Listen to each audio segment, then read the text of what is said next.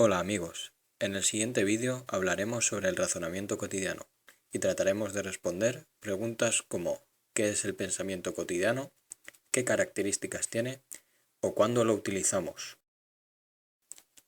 Comenzaremos hablando sobre el marco teórico, en el cual destacan autores como Galotti, quien distingue entre razonamiento formal y razonamiento informal, siendo este último donde el problema está mal definido ya que no encontramos la información expuesta.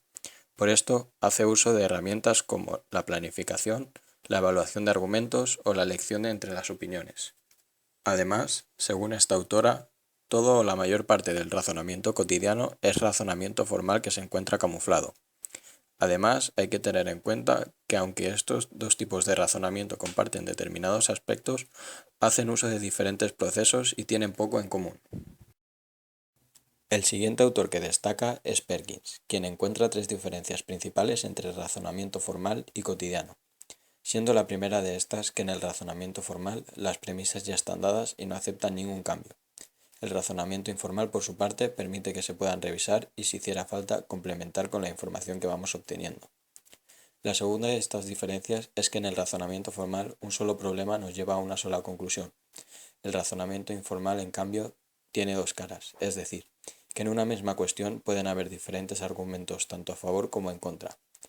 La última de estas diferencias es que el razonamiento formal comprende largas cadenas de pasos deductivos, y en el razonamiento informal, en cambio, existen muchas líneas cortas de argumentos.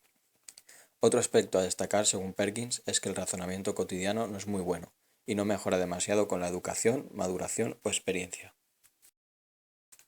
Los siguientes autores que nos encontramos son Norman y Rison, quienes han destacado por centrarse en el análisis de los errores que nos llevan a cometer grandes desastres, centrando sus teorías en los deslices, como apretar el botón equivocado, y el lapsus, como subir la escalera pero olvidar lo que se iba a hacer cuando se llega arriba.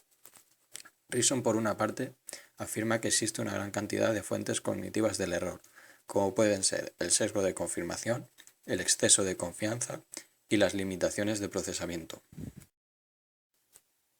Por otra parte, Norman afirma que las situaciones nuevas pueden parecer erróneamente familiares. Además, llega a demostrar cómo un diseño pobre puede causar errores y describe la importancia que tienen los factores sociales.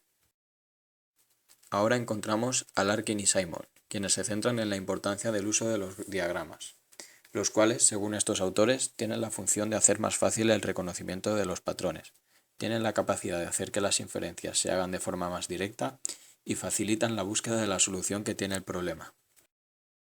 Por último, veremos a Johnson Laird y Byrne, quienes crearon la teoría de los modelos mentales del razonamiento cotidiano, destacando las similitudes que se dan entre el razonamiento formal, el razonamiento cotidiano y otras habilidades cognitivas. Su idea principal se basa en que el razonamiento cotidiano se caracteriza en términos de construcción de modelos plausibles y la búsqueda de alternativa de ellos, y no a partir de reglas de inferencia. Seguimos con las ideas principales, entre las cuales destacan que, en este tipo de razonamiento, las premisas o están implícitas en la tarea objeto o son inexistentes. Por otra parte, tienen un punto de vista menos analítico y objetivo si lo comparamos con el razonamiento formal. Es decir, están abiertas a interpretaciones. Por lo tanto, pueden existir varias posibles respuestas ante un mismo problema. Además, las ideas que trata una persona cuando utiliza este tipo de razonamiento tienen una relevancia personal. Por último, vemos que también existen errores en este tipo de razonamiento.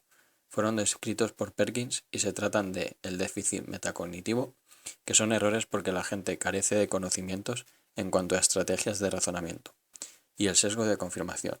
Se trata de preferencias por construir esquemas simples y unilaterales.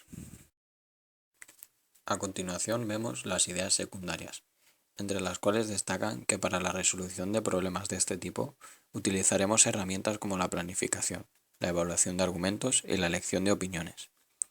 Además, este tipo de razonamiento es dinámico y dependiente del contexto. Ahora veremos la aplicación práctica de este tipo de razonamiento. O dicho de otra forma, ¿para qué me sirve a mí el razonamiento cotidiano?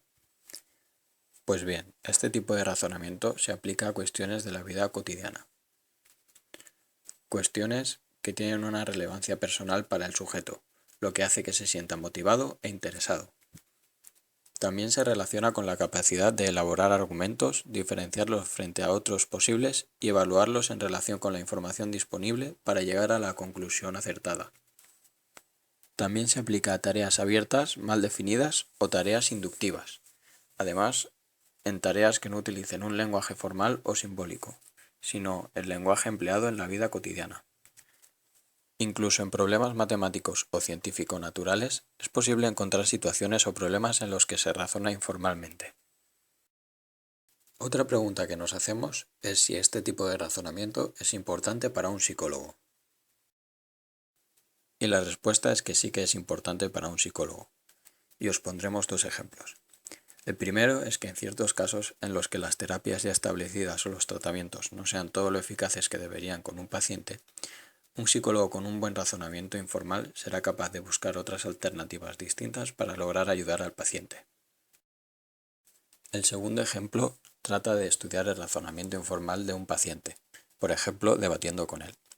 Esto es necesario puesto que una de las características de este tipo de pensamiento es que quien lo utiliza versa sobre cosas que a uno mismo le interesan y motivan. Por lo tanto, si logramos, mediante un debate, descubrir qué le interesa a un paciente que, por ejemplo, sufre una depresión o falta de motivación, podremos dirigir la terapia y enfocarla a cosas que le motiven y le gustan. Por último, a modo de conclusión, diremos que, a pesar de las diferencias que existen entre razonamiento formal e informal, también existen muchos puntos en común entre ambos. Además, el razonamiento informal depende mucho del contexto y es capaz de generar métodos de resolución de problemas propios. Pero antes de acabar, queremos comprobar que habéis entendido lo que os hemos explicado. Para ello, os haremos dos preguntas. La primera es si podríais poner un ejemplo en el que utilicéis el pensamiento cotidiano. La segunda es que respondáis qué papel juega el razonamiento cotidiano en una discusión.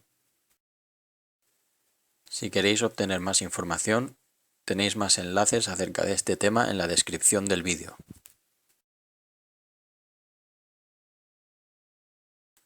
Muchas gracias por vuestra atención.